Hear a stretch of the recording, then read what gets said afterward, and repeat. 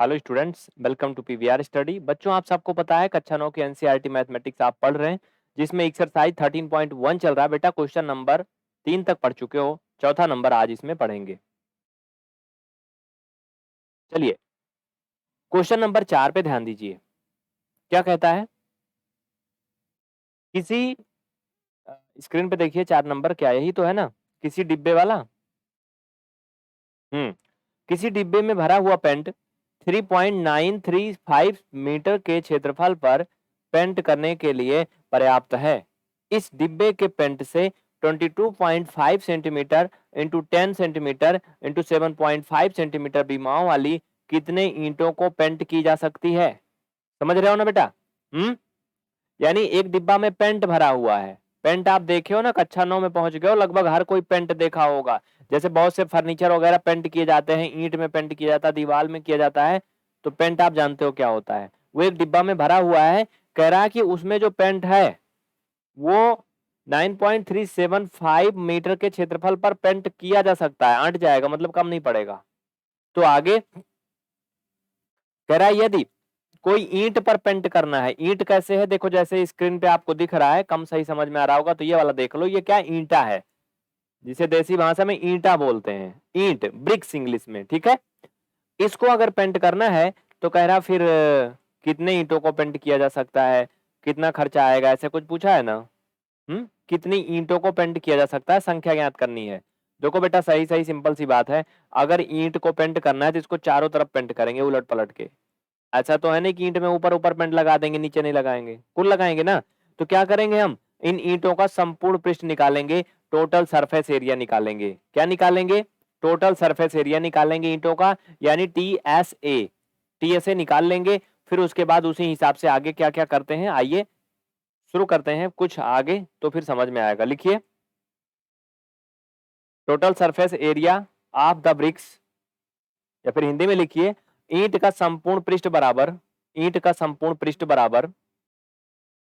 हो गया। देखिए, फार्मूला होता है ईंट का संपूर्ण पृष्ठ बराबर, आपने लिखा, उसके बाद इसको लिखिए। ये किसी भी जो है सरफेस का, अगर इस तरह से उसके बीमाएं दी गई हैं, साइड दी गई हैं, तो आप उनका टीएसए निकाल सकते हो इस फार्मूले से। देखो बाबू, जो क्वेश्चन दिया है उसमें आपके ये वैल्यू दिए हैं। यल का मान कितना दिया है आप ध्यान दो तो 22.5 सेंटीमीटर दिया है। वहीं बी यानी ब्रीथ का भी मान दिया है, जो कि 10 सेंटीमीटर है। और यल, यल नहीं, एच दिया आपका, एच, एच कितना दिया है? 7.5 सेंटीमीटर दिया है। ठीक है भैया, सारे मान इसमें रख दीजिए फटाफट। चलिए रखिए जल्दी से। आइए, 2 ऐसे रहेगा, एल इंटू बी। यल का मान 22.5, बी का मान कितना है? कमेंट सबका देख रहा हूं बेटा, जो परेशान हो। मैं नाम नहीं बोलूंगा जब तक आप अच्छा काम नहीं करोगे। सबका देख रहा हूं। मान बताओ, चलो बी का मान बताओ। बहुत अच्छे, वेरी गुड शिवम, बहुत अच्छे, ठीक है।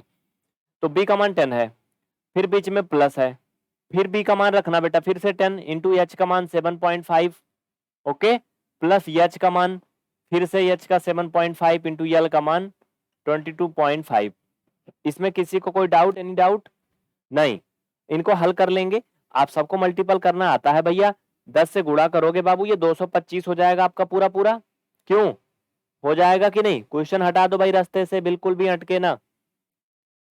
तो आपका ये हो जाएगा 225 प्लस ये हो जाएगा 75, 75, यानी इसका जब आप मल्टीपल करोगे 75 से, ये थोड़ा लंबा हो जाएगा आपका 168.75, ये इतना हो जाएगा। ठीक है, यहाँ दशमलव लगा है। गुणा भाग करना आपको आना चाहिए। ये 8 है, ठीक है, 8, ओके। चलो आगे लिख लिए फटाफट, चलो आगे हल करो। अब क्या करेंगे, इन सबको जोड़ोगे बेटा बाबू, इन सबको जोड़ोगे और 2 से गुणा करोगे। जोड़ना आप जानते हो, ऊपर नीचे लिख के भी आप इनको जोड़ सकते हो, तो 468.75 समथिंग आएगा। आप इन्हें जोड़ के इसका मल्टीपल कर लेना, सेंटीमीटर का स्क्वायर रहेगा, तो फाइनल में आप करोगे तो 937.5 आएगा। कितना आएगा गुणा करके देखो, 937.5 सेंटीमीटर का स्क्वायर। ये आपके ईंट का क्षेत्रफल आ गया। क्या आ गया? एरिया आ गया। चूंकि इसमें और भी कुछ दिया है, कह रहा है कि 1 सेंटीमीटर स्क्वायर का मतलब जानते हो? 1 सेंटीमीटर स्क्वायर का मतलब होता है 100 इंटू 100 सेंटीमीटर, है ना। देखो ये क्षेत्रफल तो आ गया, इसमें से एक चीज आप समझना है, क्वेश्चन देखो एक बार, इसको हटाओ, क्वेश्चन देखो एक नजर।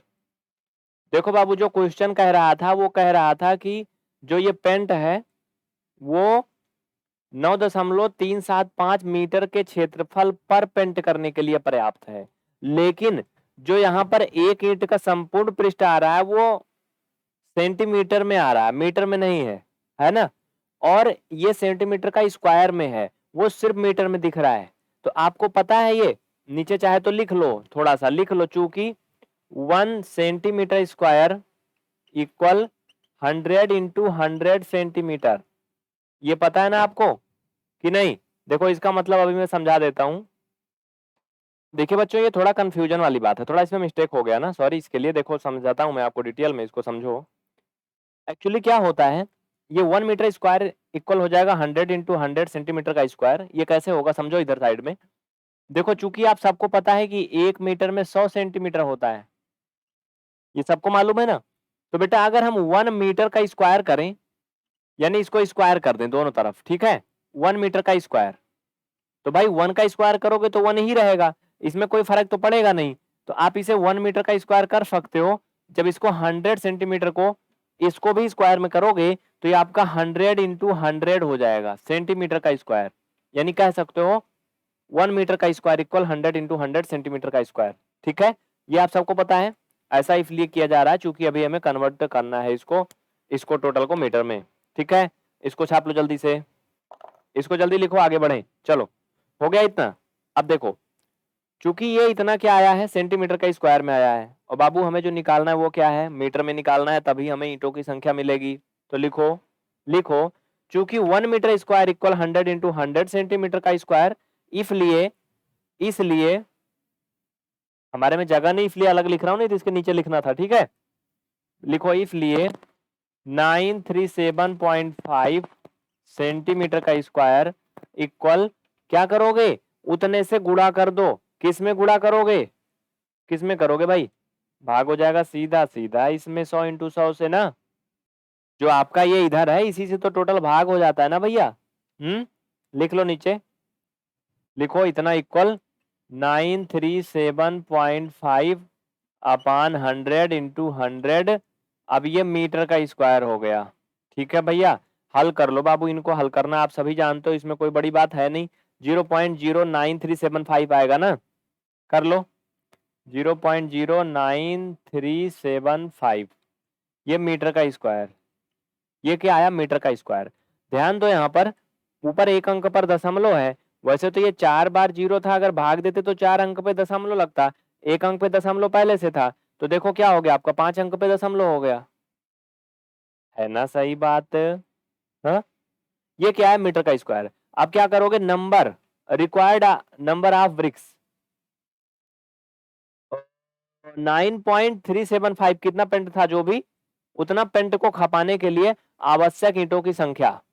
ठीक है, लिख लो क्वेश्चन, एक बार देख लो फिर मैं लिखवा देता हूं। क्वेश्चन देखो, कह रहा था इतना जो है, हाँ 9.375 मीटर के क्षेत्रफल पर पेंट करने के लिए जो है वो पर्याप्त है। ठीक है, लिखो लिखो लिखो, कुल पेंट को खत्म करने के लिए या फिर कुल पेंट की खपत के लिए आवश्यक ईंटों की संख्या बराबर, क्या करोगे भैया, इनका भाग दे दोगे किसमें, जो टोटल पेंट था उससे एक ईंट के क्षेत्रफल में। तो ये टोटल पेंट था आपका 937.5, क्या था टोटल, कितना पेंट था 9.375 ना। ठीक है, लिख लो 9.375। बेटा एक का जो आया वो कितना आया, 0.09375 मीटर का स्क्वायर। हाँ, लेकिन इसमें मीटर का स्क्वायर कहाँ से आएगा, इसमें तो ईंट आ रही है ना। अब इनको भाग दे के देखो, यहाँ पे देखो बाबू 5 अंक पे दशमलव है, यहाँ पे 3 अंक पर दशमलव है, तो क्या होगा भाई, गिनती तो सब वही है, सिर्फ दशमलव का डिफरेंस है, यही है ना। ऊपर क्या करोगे आप, 2 जीरो बढ़ा के एक्स्ट्रा मल्टीपल कर दो, इसको आप हल करना जानते हो, 9th में पहुंच गए हो। बताऊं क्या डिटेल में, हाँ बराबर 100 ईंट आएगी। जिनको ना समझ में आया बताओ, मैं डिटेल बता देता हूँ, रुक जाओ बता देता हूँ, टेंशन मत लो। कितना आया 100 ईंट ना। अभी मैं इसका बता देता हूँ डिटेल में, सुन लो। इसको लिखना चाहो लिख लो, मैं ऊपर मिटाऊंगा, जल्दी करो, वीडियो करो करके लिखो। देखो भाई सीधा सा फंडा है, ज्यादा कुछ नहीं पढ़ना आपको। नीचे देखो बाबू, आपका 5 अंक पर दशमलव, ऊपर 3 अंक पर दशमलव है ना। तो आपको पता है अगर 5 में से 3 घटाओगे तो क्या आएगा, 2 आएगा ना, 2 आएगा ना। तो आप एक काम करो, दशमलव का हिसाब कर दो, दशमलव कर दो खत्म। 9 3 7 5 जो है नीचे भी लिख दो ऊपर भी लिख दो।